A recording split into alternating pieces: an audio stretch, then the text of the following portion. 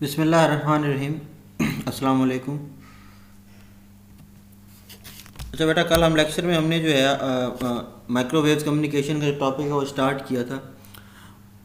Microwave communication जो है वो टेलीकम्युनिकेशन के अंदर, यानी कि आपकी कम्युनिकेशन के अंदर किस तरीके से इस्तेमाल होती है, उसका थोड़ा ओवरव्यू लिया था, यानी कि थोड़ी बेसिक्स पढ़ी थी इसकी। आज जो है हम इसकी जनरेशन के बारे में पढ़ेंगे, जनरेशन ऑफ माइक्रोवेव्स।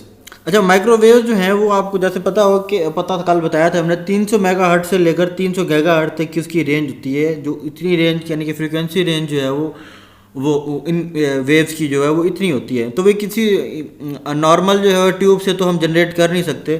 तो जाहिर बात है, इसको जनरेट करने के लिए ऐसी वेव, ऐसी फ्रीक्वेंसी, ऐसी ऑसिलेशन प्रोड्यूस करने के लिए हमें एक स्पेशल टाइप की जो है वो ट्यूब चाहिए, माइक्रोवेव ट्यूब चाहिए, माइक्रोवेव जनरेटर चाहिए जो ऐसी वेव्स को जनरेट करवा सके। तो नॉर्मल ट्यूब्स के not be use for generation of microwave, यानी कि कोई आम सी ट्यूब इसको इस्तेमाल नहीं कर सकते। तो इसके लिए जो है हमें स्पेशल टाइप की जो है वो जनरेटर चाहिए, स्पेशल टाइप्स की जो ट्यूब्स चाहिए इनको जनरेट करने वाले के लिए। इसकी 3 टाइप्स होती हैं इसकी जनरेशन की, यानी कि हम माइक्रोवेव्स जो होती हैं, रेडिएशंस होती हैं, इनको हम 3 तरीके से जो है जनरेट करवा सकते हैं, या 3 तरीक़ों से ये जनरेट होती हैं। सबसे पहला है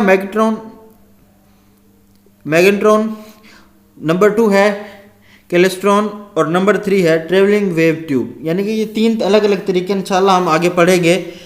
इन 3 तरीक़ों से जो है हम अपनी माइक्रोवेव जो है वो रेडिएशन जो है वो जनरेट करवा सकते हैं। तो उसमें सबसे पहला जो तरीका है वो है मैग्नेट्रॉन का है। अच्छा बेटा, आज का जो टॉपिक है वो थोड़ा अहम भी है, थोड़ा डिफरेंट भी है पिछले टॉपिकों से।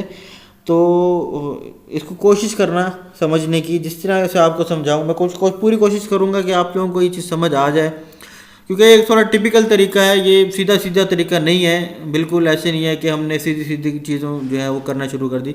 तो इसके अंदर टिपिकल चीज़ें आ जाती हैं, तो कोशिश करना कि आप इन चीज़ों को गेन कर लो। अगर नहीं समझ आया तो कोई मसला नहीं, मैं बता दूंगा दोबारा आपको रिपीट। तो सबसे पहले है मैग्नेट्रॉन। मैग्नेट्रॉन एक डिवाइस है जो कि आपको यूज़ की जाती है माइक्रोवेव कम्युनिकेशन को जनरेट करने वाले के लिए। ठीक है, तो क्या होती है मैग्नेट्रॉन, किस तरह से जो है वो जनरेट करवाती है, चलें देखते हैं। Magnetron is a high powered vacuum tube that generate microwaves using the interaction of a stream of electrons with a magnetic field while moving a past of series of open metal cavities। ठीक है, एक आपकी high powered vacuum tube है या एक device है ऐसी high powered जो कि माइक्रोवेव को जनरेट करवाती है by the interaction of stream of electrons की स्ट्रीम के इंटरेक्शन से जो है वो चीज़ें जनरेट होती हैं।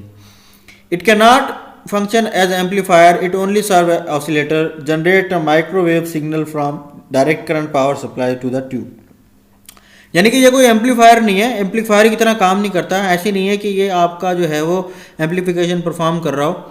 ये सिर्फ क्या करता है, ऑसिलेशन प्रोड्यूस करवाता है और माइक्रोवेव जो होती हैं उनको जनरेट करवाता है डायरेक्ट करंट की जो पावर हो, यानी कि डीसी पावर सप्लाई था उसकी मदद से। अब ये सारी काम जो है वो किस तरीके से हो रहे हैं, ये हम इसकी कंस्ट्रक्शन और इसकी वर्किंग के अंदर ये देखेंगे। तो सबसे पहले इसकी बेटा कंस्ट्रक्शन है। कंस्ट्रक्शन के अंदर जो है वो इसकी कंस्ट्रक्शन बहुत सिंपल है, बहुत सीधी सीधी चीज़ें हैं, कोई इसके अंदर कोई बड़ी चीज़ नहीं है। तो इसमें कंस्ट्रक्शन कैसे है, cylindrical magnetron has a cylindrical cathode of a certain length and radius present at the centre around which a cylindrical anode is present। इसके अंदर एनोड है, एक कैथोड है। ठीक है, मैं चीज़ों के नाम बता देता हूँ। जैसे ये देखें आप, ये एनोड है, इस जगह पे ये आपका एनोड है, ये कैथोड है, यानी कि बता रहा है, यानी कि ये वाला जो पार्ट है ये एनोड है, एक कैथोड है। कूलिंग फिंग्स हैं, ठीक है, जिस तरह से आपका जो है एल्यूमिनियम की फाइल्स लगी होती हैं। मैग्नेट होता है इसके अंदर एंटीना होता है। ठीक है, और इसके अंदर क्या होता है, चलो यही चीज़ें होती हैं इसके अंदर, और जो है वो देख लेते हैं। The area existent between anode and cathode of tube is known as interaction space. यानी कि जो एरिया, जो स्पेस जो है जो एनोड और कैथोड के बीच में होती है उसको कहते हैं इंटरेक्शन स्पेस या region. The output of the magnetron is drawn from any of the cavity. Output जो है वो इस मैग्नेट्रॉन का किसी भी कैविटी से हम ले सकते हैं। The permanent magnet are placed in such a way that magnetic field of magnet and electric field of cathode are perpendicular to each other. यानी कि दो मैग्नेट जो परमानेंट मैग्नेट जो है वो प्लेस किए जाते हैं और इस तरीके से जो है वो प्लेस किए जाते हैं कि मैग्नेट की जो मैग्नेटिक फील्ड है और इलेक्ट्रिक फील्ड जो है वो कैथोड की वो दोनों परपेंडिकुलर हो जाते हैं एक दूसरे के। तो इसकी कंस्ट्रक्शन देख लें बेटा। ये वाला जो हिस्सा है आपका ये आउटर यानी कि जो आपका है ये आपका है कहलाता है एनोड, ठीक है। और एनोड के अंदर ये इस तरीके की कैविटीज़ होती हैं इसके अंदर, ठीक है। ये अगर आप देखें इसके अंदर ये जो है खलास हैं, माने कि हमने क्रिएट करवाए हुए हैं खलास है, उससे आपको जो है वो अंदाज़ा हो तो गया होगा। यानी कि ये आपका एक एनोड है,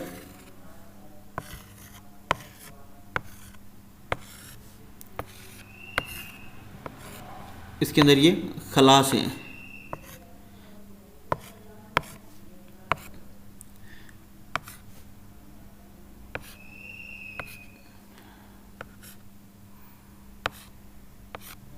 ठीक है। इस तरीके से 3D में तो बनाने की कोशिश कर रहा हूँ। बहरहाल इस तरीके से जो है ये आपका टोटल जो है ये एनोड कहलाता है, ठीक है। इसके बीच में सेंटर के अंदर हमने एक कैथोड प्लेस किया हुआ है, एक सिलेंड्रिकल शेप का कैथोड है वो इसके अंदर प्लेस किया हुआ है। ये आपका है कैथोड। और जो ये स्पेस है यानी कि एनोड और कैथोड के बीच में जो स्पेस है इसको हमने नाम दिया है इंटरेक्शन रीजन या इंटरेक्शन स्पेस का नाम दिया गया, ठीक है। ये चीज़ें हैं पिक्चर के अंदर देख लें। ये आपका कैथोड है इस जगह पे, ये आपका एनोड है, ठीक है। यानी कि जो पूरा जो है ये सारा एनोड है। अब एनोड के अंदर ये कैविटीज़ जो हैं वो हमने क्रिएट करवाई हुई हैं इस तरीके से, ठीक है। ये बिल्कुल ऐसे ही है जैसे गन नहीं होती, रिवॉल्वर नहीं होता, रिवॉल्वर का जो चैम्बर होता है उसके अंदर जो गोलियां डालने के जो सुराख होते हैं होल्स, उनको आप जो है वो कैविटी के जो है वो उस तरीके से समझ सकते हैं। और उसके बीच वाला जो हिस्सा होता है पॉइंट जो उसके अंदर जिसके अंदर वो आपका रिवॉल्वर का जो स्पिनर है जो वो फंसता है वो आप कैथोड की बीच में जो है सिलेंड्रिकल टाइप जो है वो कैथोड। ये आपका मैग्नेट्रॉन जो है उसका कंप्लीट जो है वो स्ट्रक्चर है, इस तरीके का होता है देखने में भी असली में। ये अगर आप देखें तो ये आपका कैथोड है, ये आपका एनोड है और एनोड जो है वो प्लेस किया गया है बीच यानी कि कैथोड जो है वो एनोड के बीच में प्लेस किया गया है। और ये जो रीजन है यानी कि यहाँ से लेके ये एनोड से कैथोड के बीच का जो रीजन है ये कहलाता है इंटरेक्शन स्पेस, ठीक है। और ये दो मैग्नेटिक परमानेंट मैग्नेट है, ये देखें आप इस तरीके से प्रोड्यूस रखे गए हैं कि जो मैग्नेटिक इलेक्ट्रिक फील्ड प्रोड्यूस होती है वो इन दोनों की जो मैग्नेटिक फील्ड है उसके परपेंडिकुलर होती है, ठीक है।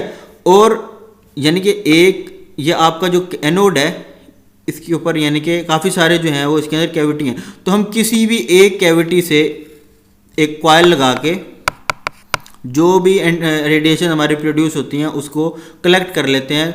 तो इसको हम कहते हैं एंटीना, माइक्रोवेव रेडिएशन। जैसे कि आप देख सकते हैं ये वाला जो है वो एंटीना के तौर पे काम कर रहा है, ठीक है। माइक्रोवेव रेडिएशन यहाँ से निकल रही है, ये एंटीना के तौर पे काम कर रहा है। और ये एक यानी कि इन कैथोड की जो कैविटी है किसी एक कैविटी के ऊपर यानी कि हमने इसको प्लेस किया हुआ है। और ये जो है आपके फिंक्स हैं, कूलिंग फिंक्स हैं, इसके साथ जो है ना जब पंखा लगा होता है तो वो इनके अंदर जो भी हीट होती है उसको ठंडा करने के लिए काम आता है। तो ये सिंपल सा स्ट्रक्चर है इसका मैग्नेट्रॉन का। इसके अंदर कैथोड है, एनोड है, मैग्नेट्स हैं आपका एक एंटीना है, ठीक है। ये सारी चीज़ें जो है इसके अंदर इस्तेमाल की जाती हैं। तो कैथोड एनोड के अगर स्ट्रक्चर आप समझ आ गया तो हम आगे चलते हैं। अच्छा, आगे अब इसकी है वर्किंग किस तरीके से होती है। अच्छा, वर्किंग से पहले एक और चीज़ जो है वो मैं आपको बता देता हूँ।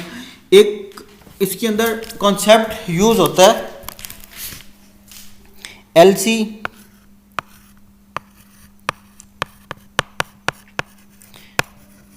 यानी कि एक हम टर्म यूज़ करते हैं LC ऑसिलेटर के नाम से, ठीक है। LC ऑसिलेटर क्या चीज़ है, किस तरीके से है, अगर आपको याद हो हम जब कैपेसिटर लगाते हैं, कैपेसिटर एक चार्ज कैपेसिटर है हमारे पास, ये फॉर एग्जांपल ये पॉजिटिवली चार्ज है ये नेगेटिव।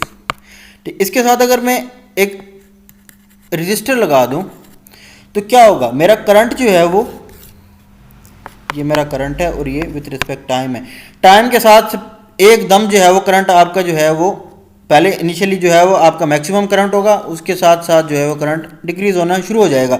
यानी कि जैसे जैसे कैपेसिटर डिस्चार्ज होगा आपका, तो करंट जो है वो मैक्सिमम से मिनिमम की तरफ आएगा। ठीक है, लेकिन अगर मैं इसी कैपेसिटर के साथ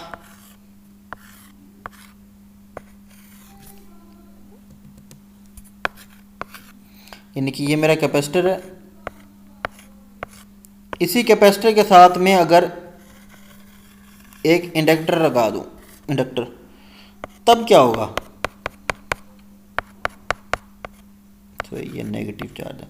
यानी कि आपका कैपेसिटर चार्ज है और मैंने इसके साथ एक इंडक्टर लगा दिया। कैपेसिटर की क्या इसमें क्या था कि आपका करंट जो है वो इंक्रीज होता है हाई से, यानी कि जैसे ही एकदम जो है वो बढ़ेगा आपका ड्रास्टिकली, उसके बाद जो है वो जैसे जैसे कैपेसिटर डिस्चार्ज होना शुरू हो जाएगा तो आपका जो है करंट जो है वो कम होना शुरू हो जाएगा। लेकिन इंडक्टर के केस में क्या होता है, इंडक्टर के केस में क्या होता है कि आपका इंडक्टर जो है वो कैपेसिटर की तरह तो काम नहीं करता ना। अब क्या है कि इस तरीके से कह लें, जैसे जैसे कैपेसिटर आपका डिस्चार्ज होगा, आपकी यहाँ पे यानी कि इस इंडक्टर के अक्रॉस मैग्नेटिक फील्ड जो है वो क्रिएट होना शुरू हो जाएगी। ठीक है, मैग्नेटिक क्रिएट होना शुरू होगी तो यानी कि आस्ता आस्ता जो है ना आपका कैपेसिटर जो है वो, यानी कि कैपेसिटर डिस्चार्ज हो रहा है और करंट जो है वो आस्ता आस्ता इंक्रीज होना शुरू हो रहा है। ठीक है, इस पॉइंट पे आके मैं डालता हूँ कि आपकी डिस्चार्जिंग जो है वो, यानी कि एक पॉइंट ऐसा आता है जिसमें यानी कि जैसे कैपेसिटर डिस्चार्ज होगा इनिशियली, यानी कि अब करंट जो है वो आस्ता आस्ता बढ़ रहा है। इसका मतलब क्या है कि इंडक्टर के अक्रॉस जो आपकी फील्ड है वो आस्ता आस्ता बढ़ना शुरू हो रही है। ठीक है, और एक वक्त आएगा वो मैक्सिमम लेवल तक पहुंच जाएगी। अब वो कैपेसिटर जो है वो तो फुली डिस्चार्ज हो चुका है, तो मैग्नेटिक फील्ड जो इंडक्टर के अक्रॉस जो बड़ी थी अब वो कम होना शुरू हो जाएगी। यार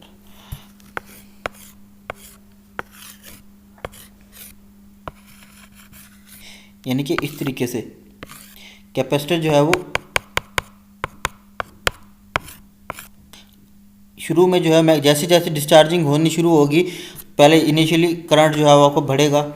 ठीक है, अब इसके अंदर एकदम से कम करंट नहीं हो रहा है, यानी कि पहले मैक्सिमम पे ड्रास्टिकली बढ़ रहा है आपका करंट जो बढ़ेगा, जैसे कैपेसिटर रजिस्टर के केस में था एकदम गड़ा और उसके बाद जो है ना आस्ता आस्ता जो है वह कम होना शुरू होगा करंट। इसके अंदर ऐसा नहीं है, इसके अंदर मैग्नेटिक फील्ड प्रोड्यूस होगी आपके इंडक्टर के अंदर।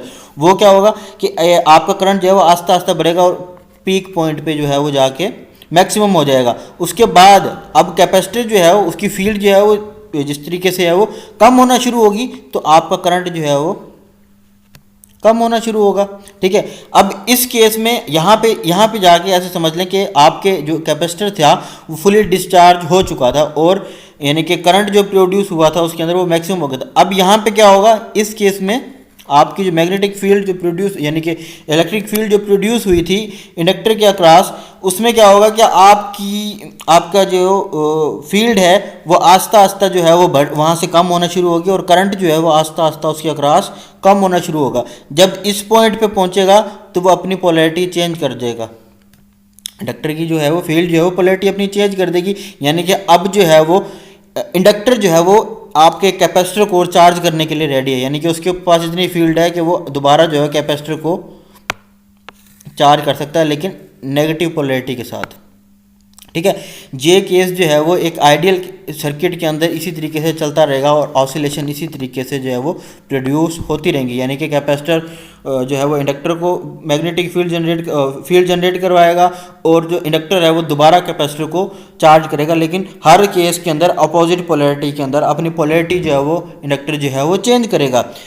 ये आइडियल केस में। लेकिन प्रैक्टिकल जब हम प्रैक्टिकल जब में आते हैं तो उसके अंदर जो है वो कोई भी सर्किट जो है वो आइडियल नहीं होता, तो उसके अंदर हम रेजिस्टेंस का जो है वो फैक्टर आ जाता है। तो इस वजह से हमारी जो पहले हमारा जो है करंट बढ़ता है उसके बाद कम हो जाता है और आस्ता आस्ता आस्ता आस्ता आस्ता हमारी जो ऑसिलेशन है वो कम होना शुरू हो जाती है।